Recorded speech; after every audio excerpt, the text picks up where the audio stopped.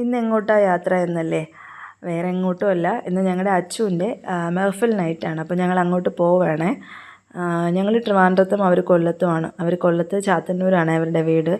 അപ്പോൾ അച്ചു എന്ന് വിളിക്കുന്നത്, വീട്ടിൽ ഞങ്ങൾ അച്ചു എന്ന് വിളിക്കുന്നത്, യഥാർത്ഥ പേര് അഫ്സൽ എന്നാണ്.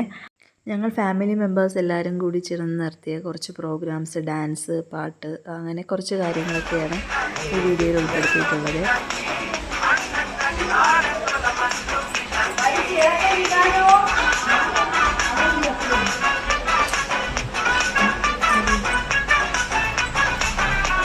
എൻ്റെ അയാൻ മോന് കളിക്കാൻ ആരുമില്ല എന്ന് വിഷമിച്ചിരുന്നപ്പോഴാണ് ഈസുവിനെ കിട്ടിയത്.